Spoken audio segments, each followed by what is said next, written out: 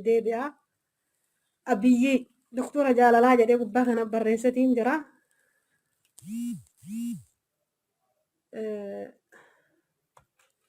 Doktora Jaalalaa jechuun Abiyyiidha.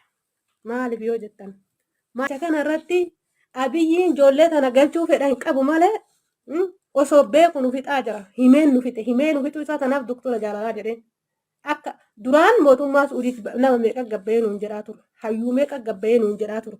Garuu kijiba hayyootaa sanii fi Ustaaz Ahmadiin jaban namni Oromoon jaalatu namni jabaan gadi bahee mootummaa Suudii kennuu didee garuu wajji dubbataa jiranii jedhe. Jecha isaaniitti irraan tarkaanfatee Abiyyi nama haqqii jirtu nutti himee jira. Fedhii galchuu dhabiinsa. Amma haadhaaf abbaan teenya booyateen gadi baanii akka nu bayan. Akka mootummaan kun nu galchuu hin barbaanne. Akka mootummaan ijoollee teenya tabaadiyyaa jirtu karaa baaratiin dhufne galchuu hin barbaanne. Warra baasaaboortiin qabne obboleeyyan teenya meeqarra eetiisaa jara keenya. Akka kana hin henne himuu isaatitti gammadee doktora Jaalalaa jedhee maaliif haqqii nutti himuun isaas waan guddoodha. Furmaata laallanna waan ta'eef. Haqqii nutti himee jira bakka galchuun hedduun ijoollee teenya ta'a. Baharaan dhufte ta akkasuma yaada isaatiin ala jirtu ta isa hin deeggarre mootummaan kun galchuu hin hedu himeetiin jira kalaas paarlaama irratti gabbayee hayxi ijoollee itti iyyite hayxi sabiyyii itti iyyite obboleeyyan teenya meeqa jira ollaa keenya meeqa jira namni baadiyyaa jiru ka karaa baaratiin dhufte ijoolleen kanneen kana galchuu hin hedu gadi bahee dubbatee jira jechuudha. Kanarratti haadhaaf abbaan teenya gadi baatanii mootummaa ganda jala jirtan hundatti bulchiinsa keessan irratti iyyanna galfatuu qabdan mootummaan ijoollee teessan galchuu hin hedu. Ijoollee warra baasaboora qabuu fi warra isa qarqaaru malee hundi isaanii galchuu hin hedu. Ka baasaboora hin qabne baasaboora dhiitee lafaa baasa karaa baaratiin dhufu. Eessaa fida biyya namaa keessattuu qaba baasabooraaf jedhee. Baasaboora sanillee isaantu namatti hin kennine ijoolleen karaa baaraatti ijjaatee dhufte jechuudha. Maaliin baafatan jireenyi itti qaala'ee daa'imman sabiyyiin ijoollee meeqa biyya kana jira kan dhaloota isaanii beeku. Daa'imni waggaa 13 ta waggaa 14 biyyaa yaatee jechuudha. Kanaaf hawaasni keenya bakka jirtan hundatti haadha abboonni teenya obboleeyyan teenya gadi ba'aatiin nuuf iyya mootummaan ijoollee teenya galchuu hin hedu. Mootummaan ijoollee teenya biyya namaa keessatti biyyee jara nyaachisuuf qophiirra jira. Kanaaf Abiyyiin galatoomuu qaba baga nutti hime paarlaama irratti baga hime ka galataati jechuudha. Sossobamnee gizee mara har'a bor osoo jennu waggaa 2 geenne duraayyuu. Har'a bor galchaa iftaan galchaa namni an beeku ijoolleen ganda kiyyaata qabamte ta ji'a 8 hafuura isii dhabnee jira. Kamandara kiyyaa ta'an beeku jechuudha. Duutee hin jirti jaraa hin beeku. Nama abbaa ilmaan qabamee jira kan beeku. Kanaaf hawaasni keenya fi warri miidiyaa kunis gabbaatanii dhugaa jirtu Abiyyiin himee jira. Dhugaa isaa kanarratti gadi baatanii ujattanii nu iyyuu qabdan obboleeyyan teenya dhuguu qabdu manidhaa keessatti. Dirqama baasaboora dhiitee lafaan baasu manidhaa keessa taa'ee namni. Manidhaa keessa taa'ee osoo maallaqa iyyuu qabaate baafachuu hin danda'u baasaboora. Kabaadiyyaa dheetiisoo eessaa fida baasaboora. Achiin gad deebi'ee galuuf ittiin dhiisan uduuda irratti fixaa jiranii ijoollee. Biyya lamaata dur caalaa nutti jajjabeessee haqqii jirtu immoo dubbachuun isaa dhiiga ijoolleetu keessaa ayya. Dhiiga ijoollee daa'imman manhidhaa keessatti dhumaa jirtuutu keessaa ayyaa biyyi.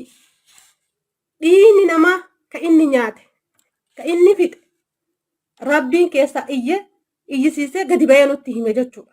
Kanaaf fala nuu dhayaa fala nuu falaa ijoollee teenya lubbuu isaanii nuu dhaqqabaa. Daa'imman re'ee jalatti ijjiisiisitu. Mootummaan achi guuree mana dhaatitti guuraa jira ka biyya namallee jechuudha. Ijoolleen tun eessa dhayxii? Maaltu sii eeggataa jira? Jettanii warri biyya jirtanis ka ijoollee teenyarraa birrima bichaa fudhattaniitiin cal'iftan daa'imman teessan galaaf hin jirtu. Ta ala jirtullee ta manhidhaa jirtullee dhumuun isii waan beekamaadha. Carraan nama kamiituu bakka san hin hanqatu waan ta'eef. Ka manhidhaatiin ala jirus guyyaa ofii eeggata malee guyyaa tokko fudhanii ol darban. Ka achi keessa jiru kun maraatee kun dhibamee dhibee adda addaatiin. Dhumaa jirti ijoolleen jechuudha.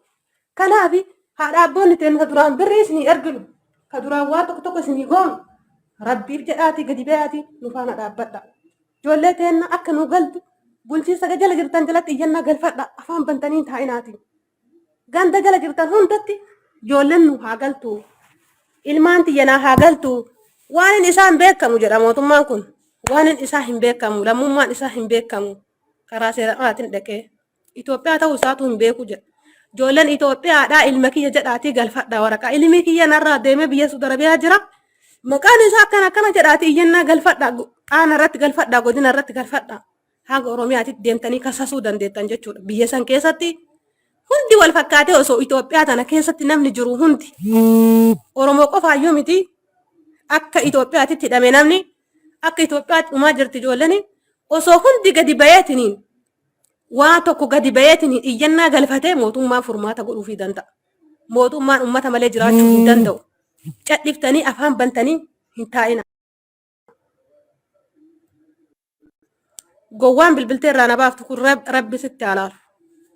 Afaan bantanii hin taa'ina. Ijoolleen teena takka takkaan dhumuuf taa'aa jirti. Ijoollee re'ee tiisitus, ijoolleen makiinaa ooftus, warri qaama qabus dhumuuf taa'aa jira. Ijoollee mootummaan irratti murteessatiin jira. Gadi bayaatii lallaba. Gadi bayaatii nu booyaa. Kalaas tun ta'umaati afaan ufiitiin jedhe mootummaan gabbeetiin. Ta'umaati abiyyiin immoo galatoomuu qaba. Nu fixuu hedduu isaa san himuun isaa galata guddaadha. Callisee akka duritti kan fixin hinumaa galatoomuu qaba. Baga nuu hime. Dhumuu hedduu kenna. Ijoollee teena fixuu hedduu isaa akkasuma immoo waa'ee siyaasallee keessa maqee ijoollee san deeggarreef kaan maal jedhee keessa callallee kabaasaa boora qabuu fi kan qabnes addaan laallee haala mijeessuu hennaa jedhe kan qabne du'uu qaba jechuudha. Irri guddaan namni biyya arabaa keessa jiru kabaasaa boora hin qabne. Kabaasaa boora qabu maal godhaa qabamaayyu. Ka iqaamaa qabu maal godhaa qabamaayyu. Ka qabame ka karaa baaratiin dhufe ka xalabaa jalaa badee ala jiru irra guddaan jechuudha. Warroota akkanaatu qabamaa jira. Kanaaf furmaata tokko ummanni biyya keessa aanaa jala jirtanii fi ganda jala jirtan keessatti galfachuun dirqama isin irratti. Warri baaltee bixiqinnaa deeggartanis obboleeyyan teessan qaamni keessan dhumutti jira mootummaa kana gadi bayaatii fuuldura dhaabbadha lubbuu namaa baraara ilma namaa turumaa jira waan ta'eef. Ifaan qabnu bar. Halkanii guyyaa sila bakka ifaan jiru jirra. Biyya Suudiidha bar. Suudii ifaan hin jiruu bakka jirtan. Oke, me dubbadhu ayyaa yaada kan kibadhu. Rakkoon qabu mul'atu illee bara. Baadiyyaa daqqaraa keessa jirta. Abiyyiin adda maal dubbate afaanichaan beeku. Dubbadhaa jira kan viidiyootii irra deebii dhageeffadhu. Kan isaa wallaale maa yeroo inni haasa'u nan dhaggeeffataadha. Ammaa dubbadhaa fakkeenyaaf ijoollee baharaan dhufte Itoophiyaa ta'uu isaanii hin beeku. Galchuu hin danda'u jedhee jira waa ijoollee baharaan dhufte irratti akkasuma immoo ijoollee haga yoo nama hidhaa turte karaa cufnee jirra kanaaf galuu dhabdee mootummaan biyya arabaa akka karaan cufin gabbaasee himee jira maaliif addaan baasuudhaaf nama kana addaan callaluuf karaan haga silaa hin banamne saniif banuu dadhabnee jedhe namni karaa baaratiin dhufe dirqama hiqaan baasaa boora eessaa fuudhamee lafaa baasaa dhiitee baasaa namni. Kabaasaa boora qabne Itoophiyaa ta'uu maaliin beeknaa? Nufiteera akkuma ta'etti nufiteera nama jechi nufituudha hedha akkuma ta'etti namichi nufitee jira bakka jirtan hundi keessan bayaa hawaasa biyya hakiima na dhageeffadhu amma warri maatiin keenya warri biyyaa akkuma naannoo keenyaatti jechuudha namni dhiira sadi ijoollee dhiiraa nama lama nama sadi asii dhaben jiru akkuma nama beekuutti sii gala. Tayyib warri mana tafe yookaan warruma shamarraniiti jechuudha kan abbaa dhaaluyyuu hin jiru jechuudha. Kanaaf du'aayiidhuma kan keenya amma nu ficcisiisuun dhumuu akkuma nama siin jedhe obbolaan nama sadii jira eenyunni yookaan immoo kan inni uummanni kun wal makaadha adda adda baafna saba biraa keessa jira kan jedhamu kun jechuudha. Sabni biraa Itoophiyaa maal godha koo yaani ka jedhu sabni biraa Itoophiyaa guddinne kamiif itti deema namni biraa sabni biraa maal achi godha namni Itoophiyaa gadi aantu kanatti namni deema. Tariisanu ijoolleen humti kun yookaan wal xixiqqeessee ijoolleen shamarranii Baangaalii wajjin jira Paakistaanii wajjin jira seeran sana biyyi tarii qabataa dimokiraasiidha abbaan waan fedhe wajji jiraachuu mirga isaati. Waan fedhe wajji jiraachuu kun immoo dhimma mootummaadha. La ijoollee fakkeenyaaf ijoollee dhiiratti amma hidhaa jiru dubartii miti dhiirti way ulfooftee ilmaan galti. Deemokiraasiin Itoophiyaatti hin dalagu. Deemokiraasiin Itoophiyaatti hin dalagu bar. Deemokiraasiin Itoophiyaatti dalagu. Ijoollee dhiiratti dhageessitti makadhumaa jiru ijoollee dhiiratti irra guddaan jechuudha. Kaman hidhaatitti guuramaa jiru aseera illee hin qabne kabaasaa boorti illee hin qabne ijoollee baharaan dhuftee re'ee tiisitu. Tamarza madraa dalagu. Irra jiriin nama. Kanaaf tayyib. Ijoolleen tuni maal inni reeta yoo dubartii taatellee fakkeenyaaf dubartiin lammii biraatitti heerumti maal jedhanii garuu mootummaan kana haasa'ullee mootummaa ta'ee namni waan akkanallee haasa'u hin jiru. Shamarri takka lama yoo waan badii jala malee inni dubbanne. Laa kuni wanta fudhatama hin qabne kana waan akkasiitii miti mootummaan ijoollee fixuu Short barbaade akkasuma garuu himuun isaa namichi amma galatoomuu akkanu namichi akkanu haasa'u kana irra deddeebi'ee yoo maasa'e shoortii godhee bira daarfate haasaa gabaabsee. wallahi shamarri namaa miti hin jenne hunda kennayyuu hin barbaannaa gagan akka nu galan hundi isaaniitu ijoollee shamarranis Salaan hoo nama irra miti baay'een jedhe malee dhabduu. irra baay'een jedhe malee akkas hin jenne akka malee ittiin fudhatama. Namni Kanaafuu baay'ee namichi haasaa shoortii godhee dabarse jechuudha. Ol qabeeyyuu yaanii silaa yaada waa'ee biyya keessaa malee waa'ee ijoolleen dhumaatii kana achi ba'e yoo maasa'e ibbo daqiiqaa tokko wayii ga'eerama waa'ee ijoollee suudii. haa ta'ullee bar wanti Erga nu isaanii fidu hin jiru garuu nutti himuun isaa akka hawaasni walii galu godhe amma fakkeenyaaf warri paartii biraa ee deeggarus mootummaan kun karaa cufuu isaa sirritti beekuu qaba. Warri paartii isaa deeggarus beekneerra sana mootummaan kun karaa suudii miti kan dide. Dhageeffadhu duraan irratti wal xaxaadha duraan wal xaxaadha jedhaa turre miti amma adda nuu ba'eera amma wallahi adda nuu kana ba'eera barta akiid amma adda nu wallahi akiid bayeetiin jira kanarratti hundi keessan koottaa nu qarqaara warri bilchiginnallee kun amma awwal moo'ennuun jedhan sun mootummaa kana balaaleffataa jira duraan hedduu leellisa jechuudha. Warri paartii anu bilchiginnallee duraan obboleeyyan anu wajjin anu dhaabbata. bilxiginnaadha duraan anu bilxiginnaadha amma nan hiike malee sila ni kaankoo lamata irra jira amma sila ni kaankoo lamata irra jira amma tokkotti galcheera adda dhumate Wallahi la bilchiginnaa bar laalame mootummaan kun addatti ijoollee amma bilchiginnaatiin moo maal godhu. amma moo wanni nu jennu amma moo dhaggeeffadhaa ammas immoo wanti nu jennu isiinuma ciraanumayyuu yookaan mootummaanuma Itoophiyaanuma miti jedhee immoo yookaan dhiqqoo nu farrama tasa solbaanee nan rabsinu nu ficcisiisuudhaaf namichichi. Itoophiyaa miti yoo jedhe bara mootummoonni gamtoomanii fudhatti ijoollee tana osoo akkasuu jedhee farra ani hin barbaadu kun Nu Itoophiyaa miti farramuuf jedhee deema nu farramuudhaaf deema Itoophiyaa miti jedhi farrami yoo kana farramuuf deema duraan namichi. farrame carroomuu ta'a maaliif hiree biraa argachuu danda'a hiree biraa argachuu dandeenya doo inni nuu farrame jechuudha. Hiree mootummoonni gamtooman ijoollee teenya tana ofitti fudhachuu argachuu dandeenya hin farramullee mootummaan kun mootummaa jajjaba mataa jajjabaatu kana maayyaan ka xiqqoo isillee rahmata hin La qabne. qashtiin Wallahi intala aggaaroo kan jettu kun qashtii intala aggaaroo kan jettu kun maal jetti mucaa usii jedhii abbichuun dhugaa dubbate maal jechuudha mee kanarratti. kanan jedhina wallahi abiyyiin ummata fixuu eda ijoollee nu fixuu eda ilmaan baadiyyaa jirtu nu fixuu eda rabbii jedhaati mootummaa kana warabbiin itti sin gaafata warri isa deeggartan osoo ijoolleen dhumaa jirtu osoo inni akkatti murtii hagana ga'u nutti murteessaa jiru mee akkamitti deeggartan rabbii jedhaati. Kana Mee maal barnu ijoollee akka malee hin gubanne isin akka malee hin jibbine ijoollee isin warri gara biraa yaani paartii gara biraa yookaan immoo abiyyi jibbitanu paartii jira baati namni abiyyi jibbitan kun paartiin hin dursitu lubbuu namaatti dursa namni jiraatee geessee paartii tokko deeggaruu danda'a yoo hin jiraanne eessaa dhuftee deeggarta. dhugaadha dhugaadha wallaahi afaan isaa gogu bishaan dhugaa oole akkasuma warra keessanis biyya bilbilaa warri baadiyyaallee rasiiditti guuttadha haadha abbaa keessanitti bilbilaa mootummaa murtii akkanaa nutti ani hin dawwalu maaliif yoo jette hadha waggaa meeqa gargaarree yeroo lafti nagaa qabu gargaarree naan jarri guyyaa tokko gadi baanii hiriiranuu bahuu diduu jira jechuudha baay'ee tokko bataami garmaatu. Namni hiriira kanaa waan hin beekne meeqa jira namni waa'ee hiriira kanaatu hin beekne meeqa jira ka waa takka hin beekne meeqa jira iyyannoo galfachuu hin beekne meeqa jira namni wallaan hin jiru shallee amma sila amma maal jechuudha. waliin arrabsina warri komantii jalatti wal arrabsitanii arraba osoo hin taane yaada wal mormina eenyuun maqaan isii mucattii abiyyiin maal invaayitii argannama yaada mormuu miti hikma amma hakiima mormuun hin jiru kanarratti wanta duddubbatti nu deebisu hin jiru kana booda.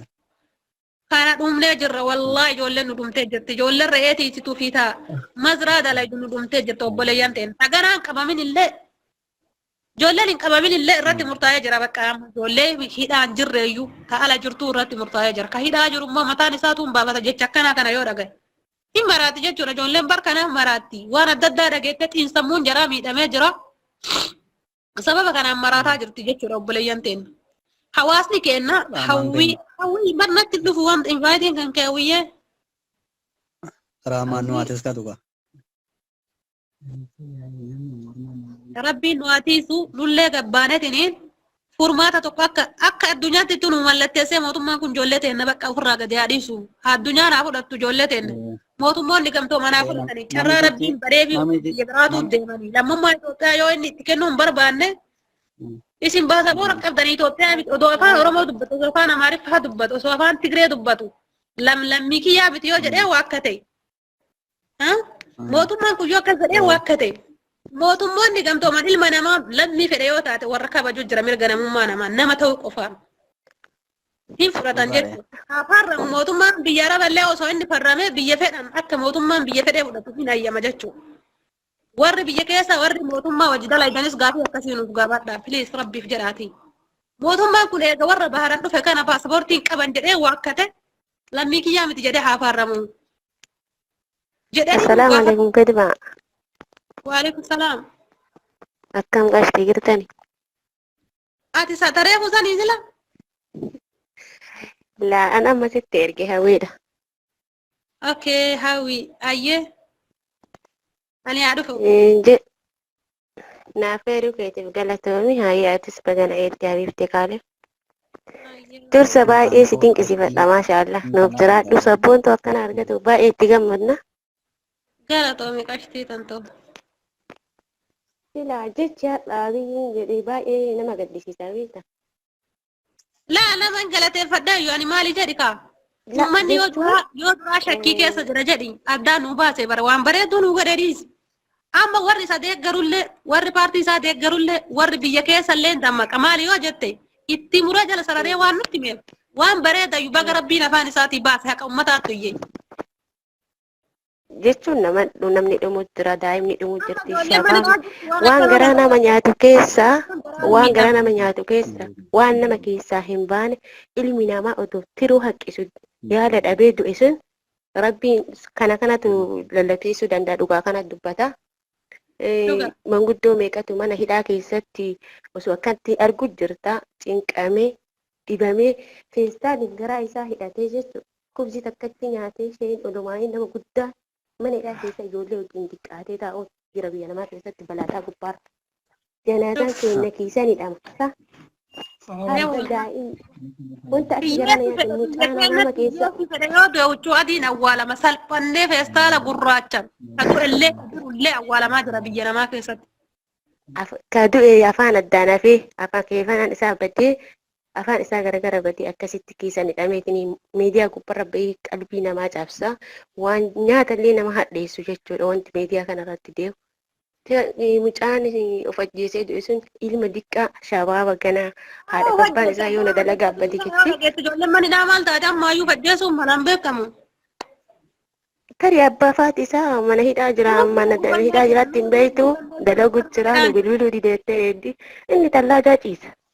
Daa'imman akkas mootummaa su'uuditi jedhanii horri as bahee filaa akka namni jaallatu kabajaa Oromoon qabduuf mootummaa su'uudittu danqee qabee jedhan horri sunoo har'a akkam taalaata. Eeywa bartanaaf jedhaayyuun baga jedhee abiyyiin baga jedhee bakki itti nu Abiyyiin inni haa galatoomu. Baga jedhee dhugaa Oromootu dubbachiise har'a. Dhugaa dubbate ka dhugaa barii. Mootummaa su darabiyaatu didee jedhe saniif isaanillee deebisee karaa illee dammaysa jechi isaa kun jechuudha. Kayoo duraa rafee mootummaan keenya nuuf dalagaa jira ijoollee keenya nuuf gachuu edaa jedhanii eeggataa jiran tasfaa murachiisee jiran mana. Irra ammallee burjaajessaa jiran irratti hojjetu jirra akkana kun. Gabbayee dubbatee jira mucaan Amaaraa Jamaal jedhamu tokko. Dubbatee jira mucaan sun lolee dubbate hullee mana hidhaa keessa taa'ee dubbate mucaan. Illu abiyyi deeggara mataa isaati. Achirrattuu namni hubachuu qaba. Waan kaadireen achi keessaa ittiin jirtu argee dubbate mucaan mana hidhaa keessa.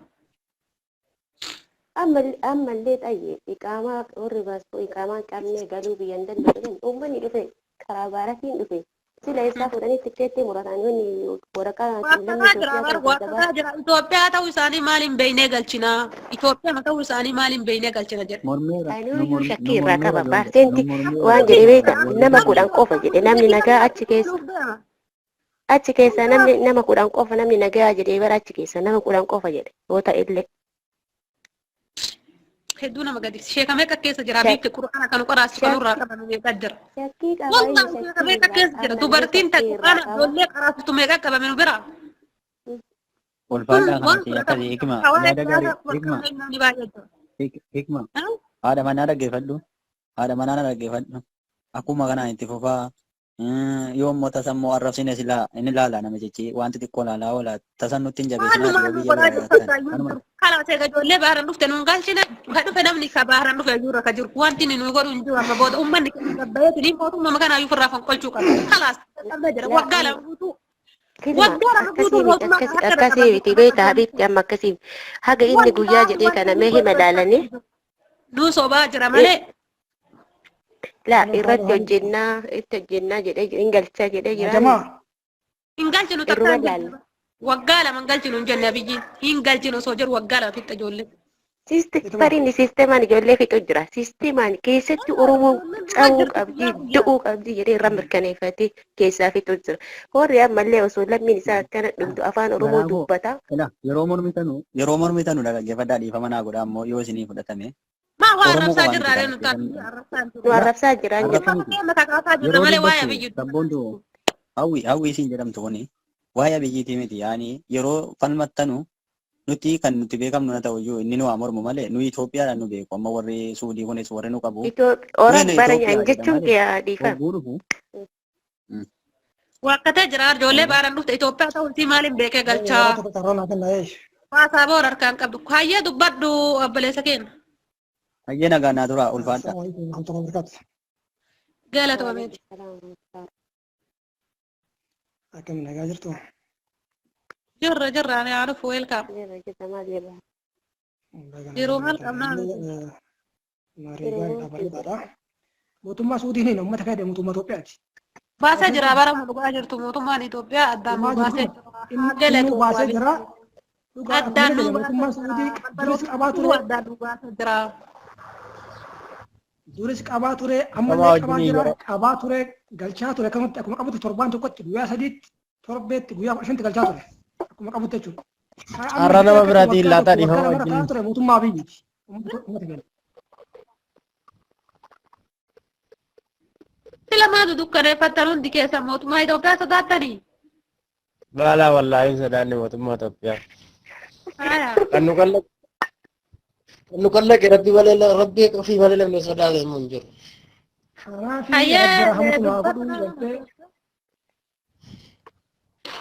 Asirratti waa tokko dubbadhee ba'uun barbaade dhiifamaa wajjiniin. Okay, dubbadhu. Waa asirratti wajjin jechuu barbaade ani gara kootti biyya Suudaan keessa jira. Sudaan illee rakkoo jira jedhanii haala keessa jiru. Biyya kana keessa rakkoo cimaatu jira. Rakkoon kan Suudii kana bakkee beemal kan Suudii olii jira biyya kana keessa garuu amma ammaatti sagalee hin arganne waan jechuudha. Namni itti beeke hin jiru. Dhaga'amee jira sagaleen dhaga'ee jiraanillee akka kiyyatti miidiyaarrattis argaa jirra. Ijoollee Suudii kanaatu jidduu bahe malee maali bee achi keessa wanti jiru haala achi keessa jiru maaliin? Wanti biyya kana keessa jiru atuu akka Suudii sana qabamtee mana seeraatti dhiyaatte baay'ee nama gammachiisa. Asitti immoo qabamtee bakka namni hin jirre lafa duwwaa geeffamtee jechuudha. Achitti wanta itti qabdu saamamee ashiishiin addaa kun borsaa foolisuutti borsaa kunis kaanii kana borsaa keetti argine jedhannee faayila sitti banna jedhanii waan adda addaa asirratti raawwata. Rakkoo cimaa jira keessa. Kanaaf ennaa ijoollee warra Suudaan kana keessa jirus sagalee ta'uu qabna bakka jirrutti amma hafuura qabnutti silas gaafa as qabamne mana hidhaa gaafa buune keenya akkas jira Suudii sana silkii galchuun maaloon hin jiru iyyuu asitti qullaan nama galchan iyyuu jarras iyyuu uffata ufaantiidhaan nama galchanii mana hidhaattu jechuudha yeroo biyya kana baay'ee maataadha. Kanaaf ennaa ijoolleen biyya Suudaan kanas keessaa yaadatamuu qabaan sinin jedha baay'ee haasa'uun barbaadu. Wallahi waan achi keessa jiru odeeffannoo achi keessaa hin beeku yoo waan beeknu tokkorraa inshaallah odeeffannoo ijoolleerraa fudhannee hin haasofnaa isaanillee rabbiin Oromoo bakka hunda biyya keessatti illee namni keenya nutti jira. Bakka maraattuu Akkuma hundaatti Oromoon boo'ittama boo'ichaa bicha. wallahi Libiyaa illee Daanuu gubuu jiranii ajjeesan. Amma yedduu kana jechuudha qabaa kaasanii birrii 230 ijoollee irraa funaanaa jirani nama qabaniin. kan qabne isaa fuudhee kennaaf.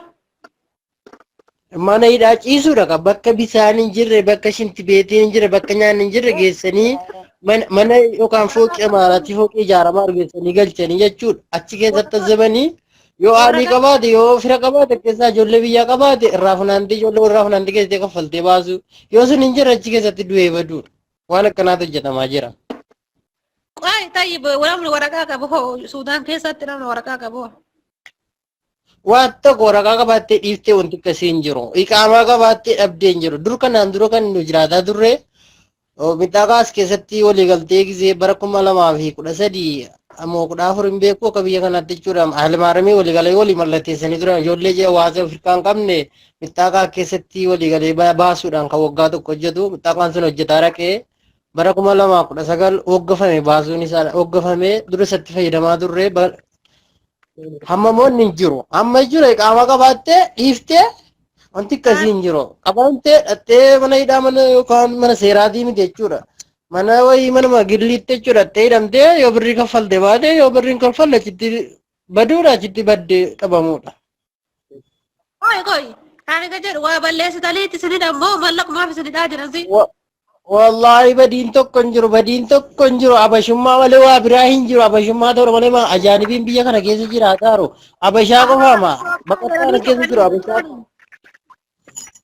baqataan keessa jiru abashaa qofaa miti namoota baay'ee jira keessa garuu kan irratti xiyyeeffatame abashaa qofa bakka dhanni hariitti jechuudha ulfina hin qabnu akka waan biyya hin qabne akka waan mootummaa hin qabne ulfina hin qabnu isa kana rabbumatti yaa ammas immoo ta'us immoo du'aa waliin kadhachuun gaariidha taa'urra siquu caalaadhaan dubbataarra malee. Aboo rabbii furmaata isin yaa godhu yaa obboleessa kiyya kenna bakkuma maratti rakkoon karaan nu gubatee jira rabbiin inshaallah rakkoo tan hunda keessaa nu baasa. Bakka hundatti namni keenya rakkataa jira miidiyaa irratti gadi bahu malee iddoo hundattuu namni keenya saree ta'eetuma jiraataa jira wallahi. Ulfina hin qabnu biyya keessatti ulfina hin qabnu biyya namaatti ulfina hin qabnu keenya rabbuun ta'e dubbatu malee wanti nu hojjennu hin jiru garuu hin teenyu dubbannu. Maali rakkoon mootummaa isaanii Itoophiyaatti walii galan moo maalirraa isinitti ka'uu danda'u? Tokkoffaa otoo hin baasiin keenya nama gadi ba'ee rakkoo uummataa kana bakka inni rakkatee amma namni saree har'a saree akka hin jiraadha yoo rakkadhee itti dawwale jechuudha. Namni jechuudha maayii rakkate maayii kana taate namni jedhu hin jiru. Hin baasiin keessaa utuu nam tokko du'eera abbicha ajjeese sun qabameera kottaa qabaa jedhanii kottaa itti dhiyaadhaa jedhanii fiigaa dhufani maaliif? Egaa namni ajjeese sun birrii fudhate birrii kaffallee ba'an jettuu booda birrii sanaaf. Utuu immoo jiru abaluu rakkateera jedhame abaluu rakkateera jabaadhaa qabaa kanatti jedhanii eessa ragaan maaltu jira seengillee jedhanii bakka karaa geen baanu. Tu'a dhagaa cimaa ta'e jechuudha. Garuu immoo tu'a nam tokko du'eera namni ajjeesin qabameera jedhanii fiigaa dhufan maaliif falmanii farangaa fudhachuudhaaf. Malee jechuudha. Utuu hin baasiin keessaa jechuudha rakkoo ijoolleen yookaan bakka rakkatetti duugaa deeme takkattaleenya ta'e biyyi kun wanti siin namaan jettu hin jiru akka biyyoota biraayyuu garaan jabaattu biyyi kun maashaallaa. Garaa hin qabanu. Suudaanin rahmata qabdi jedhanii duraa. Wallahi Suudaanin jechuudha miskiina garuu hin baasiin keenya hin takkattaquu ofii jiraati hojiin hojjetan. Suudaanii naannoo kam jirtan? Ana garuu Durmaanii nan jira. Tayyib bakkuma takkatti ka'e moololli kun bakkuma hundatti ka'e. Bakkuma hundatti facahee jira amma jechuudha warra shimaaliyaa biddee biraa jiran malee jechuudha warra naannaa warra kartumiin keessa jiran facaasaniiru bakkuma hunda keessa facaasanii qabaa jammaranii jiran. Yaa balayanti warra miidiyaa gurguddaa harkaa qabdan ijoollee Suudaan jirtuuf sagalee ta'a Suudaan ittillee ijoollee teenya fixaa jiranii kun mucaan as dubbataa jiru kun Suudaan irraa dubbataa jira ilmaan teenya haa baraarannu rabbiif jedhaatii sagalee walii haa. Qaata irraa dubbatu jiranii namni hin dhaga'u malee.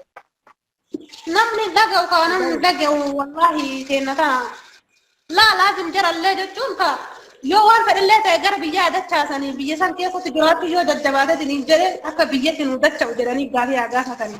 Fakkeenyaaf biyya san irraa makiinaan dacha'anii gara biyyaan dachaataniitiin. Duraan karaan banaa ture beektaa sababa loliisaa karaa daangaa fashaqaa kanarratti daangaa Itoophiyaan Sudaan irratti wal lolan waa'ee bishaan kana walitti dhufeenya biyyoota lamanii booree ture karaan cufamee ture ji'a ja'aaf. Sanaan booda karaan banameera jedhanii ji'a sadiin dura banameera jedhanii miidiyaa irratti gadi baatanii dubbatanii turan. Amma yoo nama qabatamaan hadhee jira kartumii ga'ee matammaatti makiinaan naqee daangaa irratti buuse hin argine. Ijoollee dallaalaan karaa dallaalaatiin birrii 80,000 kaffalanii Dhaqanii matammaatti wani matammaadha galan malee jiru kanaan galan malee jiru karaa dallaalaa malee jiru makiinaan baasiin seera qabeessaan kaartumirraa ka'ee dhaqee daangaa irratti buusee addeebi'u hin jiru. Banamee rennaa afaaniin dubbatamee ture garuu amma yoo nam tokko hin argine guyyaa meeqa ijoollee rakkatte keessaa galchuudha jechuudha ijoollee rakkattee yookaan amma dhukkubsattee jette rakkachuu galuudha jennaan jechuudha karaa dhabnee turre. Karaa banamee tuulee uummanni biyya kana keessa jiru ijoolleen jechuudha Itoophiyaan keessa jiru jechuudha. Nama muraasa namni keessa jiraachuu barbaada. Karaan utuu baname gara biyya isaa jawaasa jira mittaaqa jira nu baasus barbaadan jiran gara kootti jechuudha. Gara biyya kootti galu mara garuu karaan hin jiru seera qabeessa hin jiru. Hamma matammaatti birrii kun 80 Suudaanii kaffaltee dallaalaaf isaa qodaa kee fudhattee hunda deemni uffata qayyaarifattee harka dallaalaatiin daangaa geessi daangaa irraa kan deemte qabachuudha. Saamantanii du'urraa akkuma ta'e illee haa ta'u achi keessaa bahuudha yaala amma fakkeenyaaf imbaasiin waa isinii godhaa kan jiraanne akkuma suudii kanatti cimaa deema boodallee jechuudha. Haga dandeessanii achi keessaa bahuu yookaan immoo dallaala waa nyaachisuun gara biyyaa jechuudha. Namni ijoollee qabu jira achi keessa namni daa'imman qabu fa'a. Namoota baay'ee jira kan daa'imman adda jechuudha. Kiraayin manaa jireenya biyya kanaa ulfaatee jira. Baay'ee ulfaatee jira jireenya biyya kanaa daa'imman sana baatii baraa keessa deema hin danda'amu. Kanaaf nan seera qabeessa otoo karaa nu bananii naammanni hundi akkuma kana sooshaal miidiyaa irratti akkuma sagalee bakka jirtu sagalee. Yeroo badda tanaan akka oliif gadi hin deemne quba qabaadhaa dhoorgaa hin deebinaa jedhamu sa'aatiin badee jira. Nama barkanaa baaratti illee deemutti jira sa'aatii kana keessatti. Ta'een gadda akkasitti hincattii ija keessaa baasa sun mee hincattii sun mana haadhaa keessaa gadi baatee hin deemti. Ammoo wallaahi akka malee dhalaan karaa deemtus hin jaawwatu bishaan sanarra baatee. Akka hin deemtu karaa baaraa. Anafi takka maatii argitee miti ijoollee xiyyiitiin taaroo karaatti rukutanii karaa taarii baate. Shamarran deemtullee ni jirti jedhanii garuu akka naannoo keenyatti shamarran baatanii deemtu adeemtus ni jirti. Haa ta'u garuu duraan deemanii jiranii amma yeroo tun deemanii jiru miti. Xiyyaara maanuu deemuun amma barjajjabaatee jira namni keenya waan rakkasee jiruuf bakka hundatti sa'aatii kanatti rakkasa jirra qalama maanuu yoo deeman akka sareetti nama ilaalanan. Biyya rakkata akka barnamni yoo fideetiin hin jedhe akka sareetti ilaalan. Qalama maanuu amma soo deemuu baatee. Jechuun kaa gisee nu dhufnu san gisee qalabaan dhufnu dararriin akka dallee hin jiru kabajaa qabna alhamdulillah rakkoon hin jiru garuu numatu. Baasidha kaa bara ammas rakkoo qabu baasidha maaliif akka sareetitti waan jiru nu laaltu qanii kennan waan of eeggannoon ittiin kennineef ilma namaatti jedhanii waan ittiin kennineef ka xalabaan deemus kabajaa qaba. Ka baharaan deemus laa inni alaa kayyoo duraatuyyuu Gua hunda aku karaa baharaa hin deemina. Karaan baharaa hedduu jajjabaa. Lubbuu namaa Gorongora wallahi. Namni Suudii keessa jiru warri birri itti erguu dhabu. Siin yeroo biyyarraa kaasan birri sitti ergu. Kala maal abdatee deema? Tiyyoo gabbaa baasee baddi ijoollee durriyyee. Ijoolleen ta'e nan dhageettu. Oromoon bakka hundattuu yeroo hundumaayyuu hin dhageettu. Garuu lubbuu fi alaaka godhanii namallee komachuu miti. Mootummaan kun hedduu mataa jajjabaatee jira. Mootummaan Oromoo keessaa waan beeku Oromoo cabsee inni Oromoon mootummaan afaan Oromoo dubbataa Oromoo irratti dalagaa jira. Kanaan miidiyaa kanarratti akkamitti nama hordofaa miti. Abiyyiin kun hedduu nama hordofaa bar nama xiqqisuma haa dubbate nutu qabsiisa.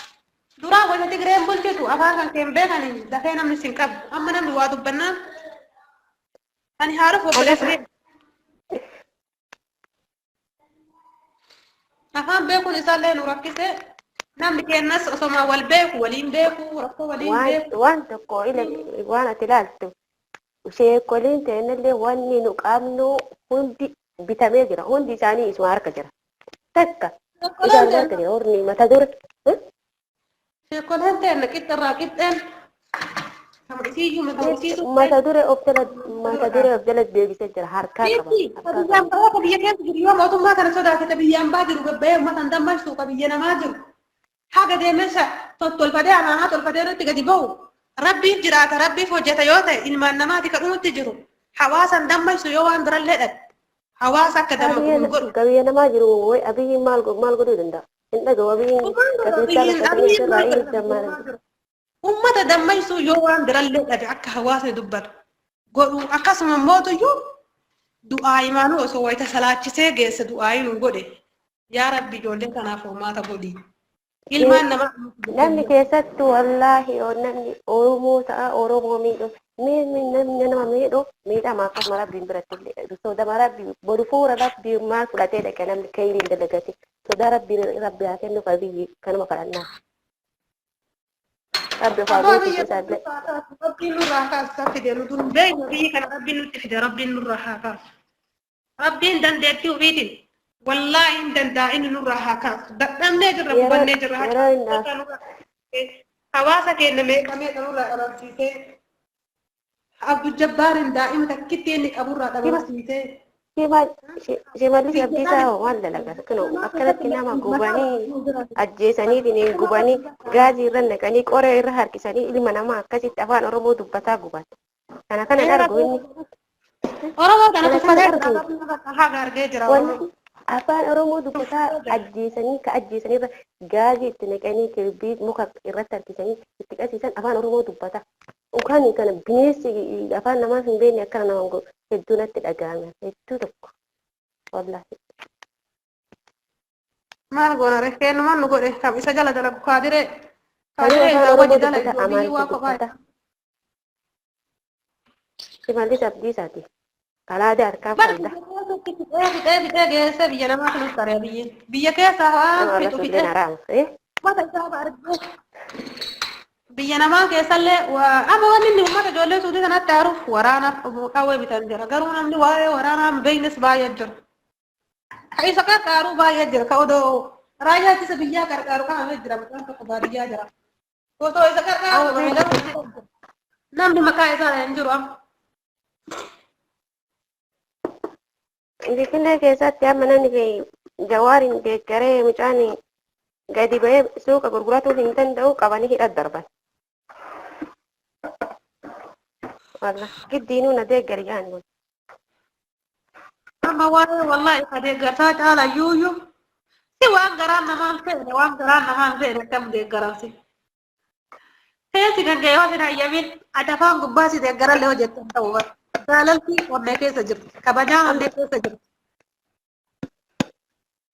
Amma waa'ee lammaa caalaa hedduu galatoomuu qaba. Isin fixa jedhee nu fixaa jira malee dhokatee cadhisee jedhee nu fixaa hin jiru. Lammaan nu gurguratee achumaan bade. Abiyyiin immoo isin fixaa ijoollee teessanis galuuf hin teettu ganaa dhumattanii. jechuun waan lammaa deemtanii seera qabu. galgala jawaar mucaan kalee galgala jawaar jedhe sun ana sittiyatti ilaalcha kiyyaatitti likkii miti. Maaliif Oromoon keenya Haacaaluu sheer godheera ni gadi ilaali.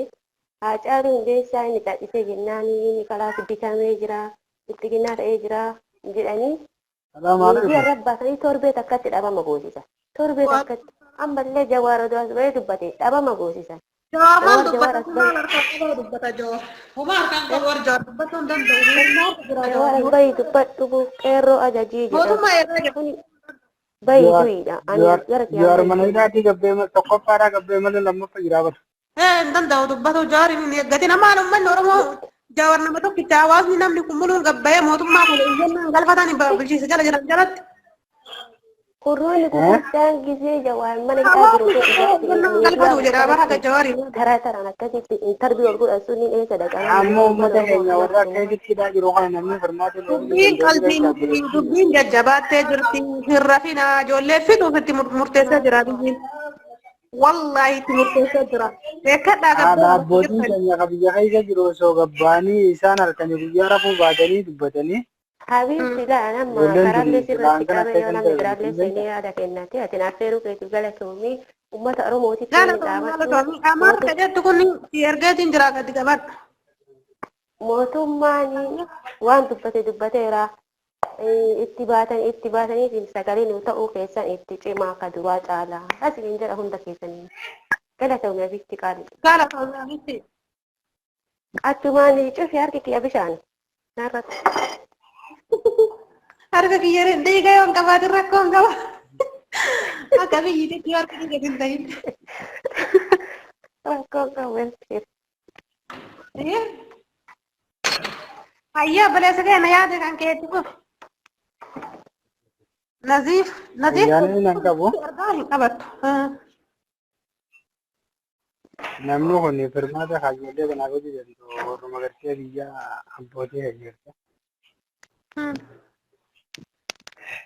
Yoo isaan rafuu baatanii kaanii ijoollee teenya nu galcha ayyaanii akka ta'e taatu beekamu mootummaa jibbinu kanaaf biyya qabaabee biyya nama harkaa qaba. Sagalee kan tolfuu dhimma xiqqoo. Mootummaa jibbinu kanaaf biyya harkaa qabaabee ta'e yeroo ammaa teessuma qabatee harkaa qaba. Mootummaa arrabsaa hin jirru argama waan mootummaa arrabsaa jiru sitti fakkaata. Akkasiin jenne irraa yaada hiyya jiran irraa faana. Adama waan arrabsaa jiru seetaaf beekama. Laala akkasiin jenne. Isuma kanatti osoo nu iyyanii isuma jibbinu kana ittiin iyyanii ijoollee teenya kan akka galtu nu godhanii abbootiin keenya jechuun yaadni biyya kana. Yaada kan keetti kun. Akkas amma isatti osoo nu iyyanii isuma kanatti iyyanii. Eenyu iyyuu qaba jettamee isa sanitti eenyutu iyyuu qaba. Aadaa abbootii keenya warra biyya jiru isaan biratti bilbil. Tayyibati biyya namaa jirta bilbiltee warra keessan hubachiiftee jirta biyya namaa yoo biyya arabaa fa'aa jiraatte ijoollee biyya arsuu. Akka ajaa'iba. Mootummaan galchuuf hin taa'u jettee dubbiftee jirta akka mataa keetitti. Harki tokko kophaa ittiin dhiquu malee akka mataa hootiitti dubbiseen jira. Osoo akka hootiitti namni kunis akkas jetti hime isaan hin danda'an. Namni tokko ni beeku. Warra keenya dubbii. Harki tokko kophaa ittiin dhiquu beeku. Warra keenya dubbillee fi kabaadiyyaa jiranis ka magaalaa jiranis akka isaan gabbayanii bulchiinsa ganda keessa jiranii jalatti waraqaa iyyannaa galfatanii ijoollee teenya nuu galchi yoo badii qabaatanillee murtii isaanii nutu fudhata ilmaan teenya nuu galchi dhiifama nuuf godhi jedhanii otoo gaafatanii. Haaloo salan ana kan hin barbaadu. Ka ijoolleen tun kan waan balleessitas hin qabdu badiin isaanii Itoophiyaa ta'uudha. Woo badii qabdi jedhanii mootummaan kun qotiyyoo tokko tokko kennanii fi rasaasa waa takka wanni siyaasaa biyyaan baane ifuma jiraachisuuf biyyaa baane malee wanni namni biyyaa beektu akka jiru. Kanaafuu abbootiin keenya jechaa qabdu namuu warreen dhageeffatu jiran akkuma tokko tokkoon abbootii sitti himanii ijoollee kana firmaata jiran. Kanuma dubbiin warruma keenya biraa fi akkasuma warri biyya alaa jirrus warra keenya dammaysuu qabna. Hawaasa keenya dammaysuu qabna. Haadha abbaa keenya quba qabaachuu qabna akka isaan nuuf lallabaniif.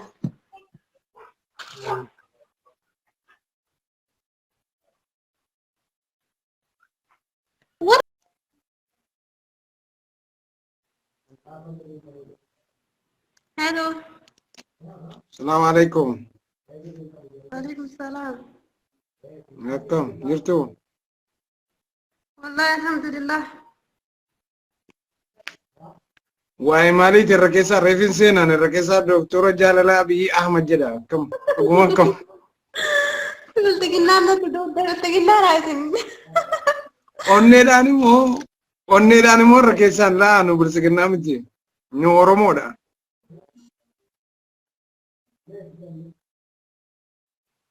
Wai rabbi natti fuudhe. Nu Oromoodha. Oromoodha. Abiyyiin galateeffatu qabna maaliif paarlaama irra taa'ee ijoollee teenya akka galchuu dandeenya nutti himeetiin jira. Kanaaf galatoomuu qaba. Ijoollee baaraan dhufte galchu jedheetiin jira. Itoophiyaa ta'uu isaanii maaliin beekna. Akkasuma immoo Suudi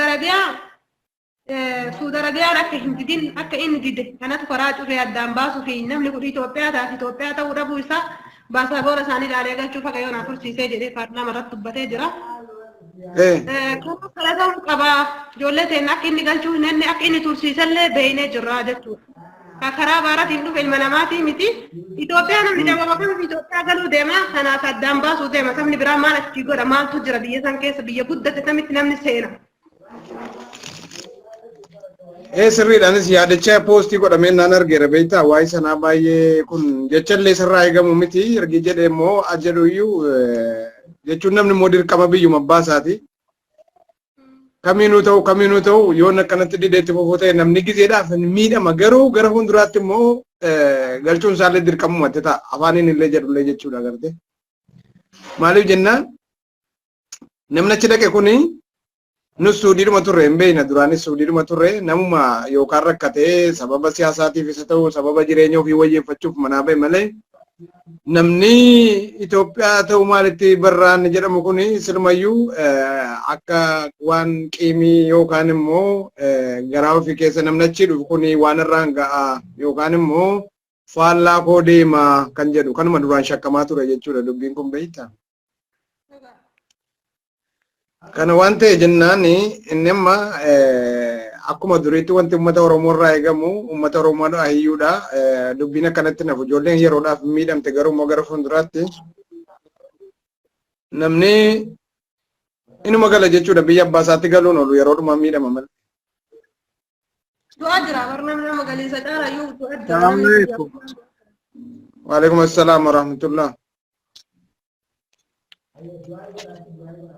Galatoomina affeeruu keetiif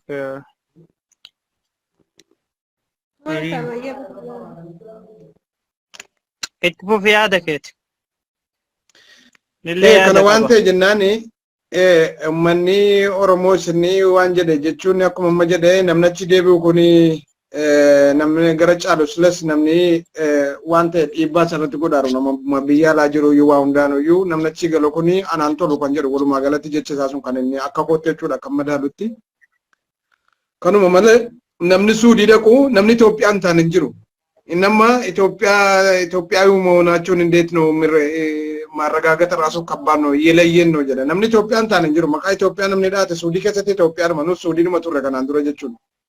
Namni wanjala inni hojjeta namni wanjala hojjetu hin jira biyya Suudii keessa taa'ee nama meeshaa hidhatee nama ashisha nagadu jira nama geggeessu jira nama dallaalatee nama oofu jira. Kana immoo seeratti itti gaafachiisa malee nama Itoophiyaa ta'u lammiin isaa lammii Itoophiyaa ta'u irraa wanti inni irraa haqu hin jiru yookaan immoo lammummaan isaa wanta irraa haqu hin jiru jechuudha agartee biyya sanattis Suudiin immoo kan isiniitu warra wanjala hojjetanii warra badii adda addaa qaban silumayyuu qobaattiiti durii jalqabdee jechuudha argite. Hundaa walitti qabaniidha jiranii arama. Nagaleera jechi koo warra Suudiin durumaa kaatee warra ashisha nagadu warra adda addaa kana yeroo hidhanuu qobaatitti murteessa nama waggaa 25 itti murteeffamu jira nama waggaa 20 itti murteeffamu jira calmadanii warra kaanii waliin makanu jara sana dubbiin jedheef hin jedhee baran. Jarumtinuu nama ashishaa wajjin qaban warra Tigiroota warra araqee nagadee gurguru kana kan qabanu akka warra ijoollee keenyaa kanatti fidanii makanu agartee warra amma guutuutti amma warra kana miidhamaaru warruma miskiinalleedha namuma lammii Itoophiyaatis jecha ni jedhu sanaa miti dubbiin jechuudha agartee suni dubbii Oromoo afaan maskuudhaa fi duraan nan deeggarree amma immoo yeroo argadheera Itoophiyaa miti jedhee tan akkanan sin hojjedha yoo ta'e sun dubbii biraati. Kana waan ta'e jennaani dubbiin sun akka kootti waan akka yaada kootiitti akkan bareechee ilaalutti waan fudhataman qabu miti akka nama qiimii yookaan immoo haaloo nama baachuudhaa deemaa jiruuti jechisaa sun kan asirratti waan tokkoon gaafachuu barbaada yooni waan jaabanatti ta'e tokko.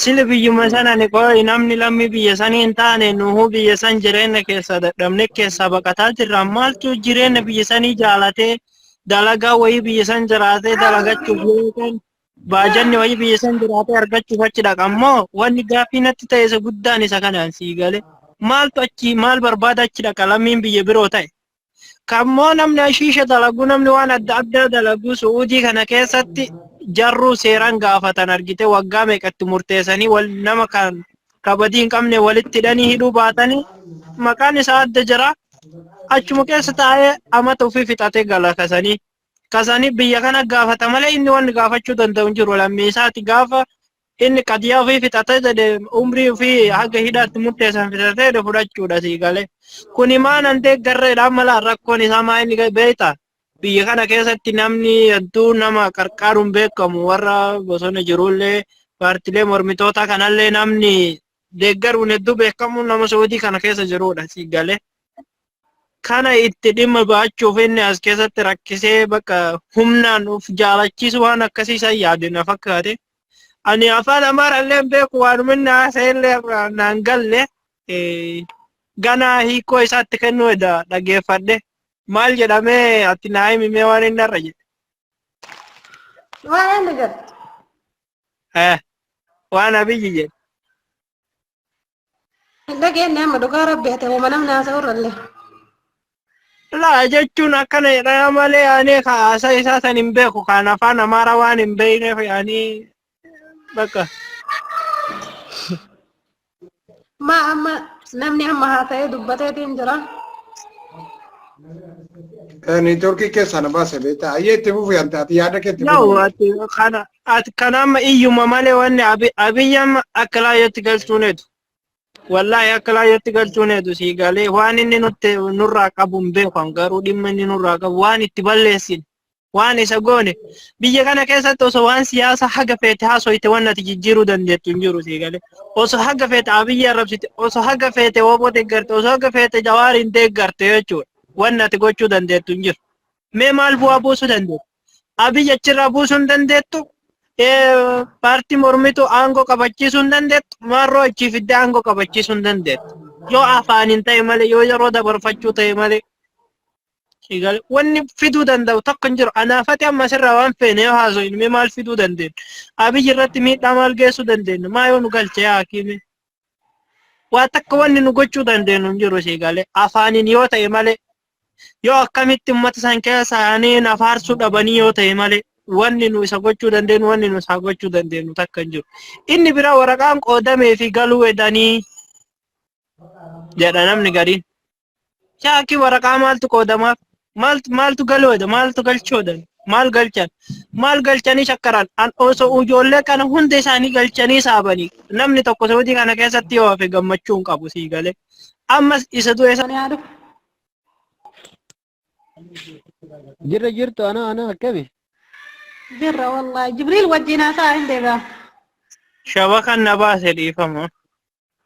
Okay. Rakkoon qabu. Rakkoon qabu. So isa kana yaa kuni dubbiin ulfaataadha sii galee warri Abiyyitti dhiyeenya qabutti iyyatu warra nu jalaa dhaga'u yoo qeenee arrabsiinillee bakka nu jalaa dhaga'anitti iyyachuu malee Abiyyi nu dhaga'uu dide bakka furmaanni keenya hin jiru.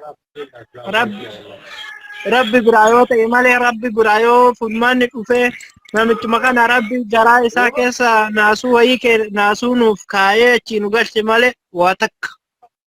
Akkin jiru yaa jamaa wallahi baay'ee ulfaata. Wallahi baay'ee ulfaata. Baay'ee garaa nama nyaata. An akka mataa kiyyaatitti abdii takka hin qabu amma yoo qabameen gala jedhe abdii hin qabu. Rabbi nan qabu immoo inshaAllah. Du'aa ima godha. Gala maal ture saahibu rabbuma iyyatu kuni mootummaa nama galchuu miti bineensa. Bara namni isa deeggaru yaa jamaa namni isa deeggaru jechuudha biyya kana keessa hedduu jira maa deeggartootuma isaa sanii naasuu hin qabaanne qooyameen na ajaa'ibe lammii biyya isaati isaayyuu maqaan hin bada maqama ofiitiif jedhee maan hin galchine yaa jamaa maaloo nuutti booya warri dandeettii qabda yaa jamaa wallahi itti nu booya. Mootummaan uummata akka duraa sanitti iyyaa akka wayita Ustaad Ahmadiin Jabalfaa feestara nuuffatanii Kaamil Shamsufaa gabbaanii haasanii sanitti ammallee itti raraayyisiisaa malee furmaanni takka hin jiru. Waraqaa qoodan kana irratti namni tokko hin gammadina. Nama kennaa malee isaan beekaa nama osoo fidanii xayyaara tokkicha booletti gabbuusanii namni achi sujuuda takka gadi bu'e. Sujuuda achi bu'e bakka. Siigalee namni kenna alhamdulillah indachi ballee isa tokkicha as keessatti du'e saniif hin gammadina. Kan as keessatti lubbuun baate sun illee ilma namaati. Hundi yoo osoma siyaasa dubbii kee afaanis qaba osoma siyaasa haga feene waan feene nu finne jechuudha. Mee maal gochuu dandeenya? Abiyyi aangoo irraa buusuu dandeenya. Warri waraanan itti dhufe itti kalaayee kiiloo meeqa itti kalaayee irraa buusuu dadhabe nu maal gochuu dandeenya? Mee miskiinni harka qullaa. Mee maal gochuu dandeenya? Osoo Abiyyi ma waan feene jennee osoo waanuma feene siyaasa isaa deeggaruu baanne mee maal gochuu dandeenya jettee yaaddati? Bar wanni nu siyaasa isa ufumaa bakka argite waan inni yaade hin beeku. Wallahi ani Rabbiif isa waliin beeka namicha yookaan Rabbi haa qajeelchu yookaan Rabbi nurraa balleessu. Wanni gochuu Moo dandeenyu. kana rabbi kana bineensa rabbiin nurraa kaasoo rabbii maaltu nu qajeelchaame kana rabbii nutti hin qajeelchini rabbii isa nurraa haa kaasu laa ummanni gabbayee du'aa'ee godhatu amma warroota biyya keessaatti cadhise laal haawonni gandarraa qabalee irratti silaa namni odoo bahee itti iyyee nama meeqa gargaaranii akka gisee sangaa guuraniif jala fiigasanitti mootummaa kana akkamittiin itti hiriiruu didani ummanni ummatu argu jirani bari warri biyya keessa namni quba hin qabne hin jiru laa. Wanni sii galuu qabu maatii keenya irratti an duraan komachaa ture maatii keenya maal nutti callisanii abbootii kennaa miti abbootii garaatii jechaani ture sii galee garuu dubbiin akkasii uummanni bilbilaan quba qaba malee suutii hidhaatamu duraanii san ammaa nuu galaniif eegan malee rakkinni amma jiru kana takka quban qaban sii galee namni tokko quban qabu yoo warra magaalaa keessaa ta'e malee ijoolleen mana hidhaa kana keessa jiran dhibbarraa dhibbatti illee ta'uu baatu. Harki irra guddaan ijoollee warra magaalattu dhiyoon ta'iniiti. Ijoollee warra baadiyyaa keessaa argitee bakka garii bakka shabakaan hin jirre bakka kaan bakka intarneen hin jirre bakka kaan waanuma kanaatu namni quba hin qabne sii galee bakka akkanaati ijoolleen keessatti rakkataa jiran kunniin irra guddaan jira jechuudha. Nama takka bilbilaan yoo dhaga'an malee namni suuraa kana argee osoo jedhe bar nama rabbitti yoo ol iyye rabbi jalaa dhagahutu jira osoo rakkina ijoollee kanaa dhagaye abbootii ijoollee keessa jiranii kana keessa haawwotii ijoollee keessa jiranii kana keessa obboleeyyan ijoollee keessa jiranii kana keessa nama guyyaa takka yaa Allah yaa rabbi osoo jedhe waa jijjiiruu danda'utu jira sii galee garuu mootu irra guddaan nama ijoollee mana hidhaa kana keessa jiranii ijoollee warra intarneetaa wal quba hin qabne warra shabakaan hin qabne shabakaan isaanii bilbilaa sirriitti hin dalayneeti sii galee. Kana waan ta'eef rabbumatti iyyachuudha malee. Warroota baadiyyaa keessatti dhugatti. Warroonni amma miidiyaa maayyuu hin jiru bari miidiyaa boqqolloo isaa yoo ta'e malee miidiyaan boqqolloo isaa waa'ee maal geggeessuu kana malee waan biraa waan odeessuun qabu beekta. Miidiyaan boqqolloo illee bar warra katamaa keessattu dhageeffata malee yaaki warri baadiyyaa keessa jiru mee isaa fuudhee dhageeffata yaaki. Garri inni fuudhee dhageeffate warra eessatti argu. Itoophiyaa keessa garuu amma beeku Itoophiyaa keessa bar bakki saalaaf cinqamtutu jira bakki nama dawwaluudhaaf asii kaatee eessa dhayitee bar gaara faa baatee namaa bilbiltu jira. Siigalee ijoollee gammoojjittu hidhaa jira irra guddaan keessatti jechuudha siigalee. Ijoollee bakka intarneen hin jirre ka osoo haadha abbaan isaanii dhaganii rakkina kana arganii feestala kana jaraa uffatu arganii harka rabbiin jala qabatanii rabbiin irraa dhagahee guyyaa takka lamatti furmaata fiduu danda'utu jira. Garuu immoo shabakaan hin jiru. Quban qabu abbaaf maatiin isaanii hidhama duristi namni siigalee ijoolleen hidhamte yoo jiran ka akka hidhaa ammaa kana hin beekan. Maali hidhaan kun waan ta'e hin beekan sii galee. Silaa hidhaa kana akkanaa beekani silaa dararaa kana akkanaa beekani. Wallaahi nama silaa yaa rabbi guyyaa takka jedhee rabbi jalaa dhaga'ee ijoollee tana furmaata fiduu danda'utu jira sii galee. Garuu immoo intarneen hin jiru baadiyyaa keessa suuraa kana arganii waa hedduutu jira sii galee. Kana rabbumatti booyuudha malee ilmi namaa namarraa abdiin qabu. Abdii ammaan tana bara ummanni kennaan ummataa fi mootummaa irraallee mootummaa duraanuu abdii irraan qabeetta ummanni kenna. Saba ummata hundarraa illee amma ummanni mana hidhaa keessa jiru kun abdii ofirraa mureera laa. Guyyaa dheengadda jaarsota biyyarraa baasaniiti ergasan guyyaa abdii ofirraa mure ummanni kenna. Waalaikum salaam warahmatullahi wabarakatuh. Guyyaa abdii ofirraa mure ummanni kenna ummanni warri Saudi Arabiyaa keessa jiru. Rakkoo jabaa keessa jira rakkina jabduu keessa jira mootummaa warra biyya keessaatiif waan goone lammii Saudi Arabiyaa keessa jiru waa takkallee waa takka silaa ka furmaata baasuu danda'u. Namni barama sagalee ijoollee tanaa ta'uu dhiise barama namni sagalee ijoollee tanaa ta'uu dhiise bar saabatee bar namni hundi namni gara kana dhaqee hundi jalaatu badee jira namni sagalee akka namni hundi osoo namni hundi akka duraa sanitti akka wayita feestalaan dachii balleessanii sanitti akka ammaa iyyaa jiraatanii silaa xiqqollee furmaata osoma nama tokko galchanii hin argin hagasumatti bar galchuu edan jedhanii hagasumatti dubbii kanaa cufan bakka asii galee. Maaliif cufamu? Osoo ijoolleen kun hundi galanii saabatanii haga anaaf siina siyaasaa jirru kun illee gallee saabannutti. Haga namni tokkochi yoo suudii keessatti hafe suudii keessaa namni hanja galeen saabatu iyyuu. haga namni tokkochi sunillee galutti gammachuun abadan inuman argamu. Wallahi tana rabbuma iyyatu malee nu mootummaa illee qabnu beekta. Mootummaa warra biyya keessaati kun birrii biliyeena meeqaani baaseetti naafxanyaa nurratti gargaaree faannoon ummata keenya ka biyya keessa lafarraa fixu jirtiiti. Isaan ammoo affaarii akkasi gargaara ummata meeqa biyyoota keessa gargaarani asitti ammoo lammiin keenya ammoo warroonni buqqa'eeti osoo rakkoo jajjabdu jiru. Mootummaaf nu waa takka illee hin qabnuuti. Teena tana rabbummaan nuuf haa iyyuu malee. Bara amma wanni itti wallaaloo jiru an akka kiyyatti eenyutti eenyu akka nu gashuuf silaa kiyyaanni sun amma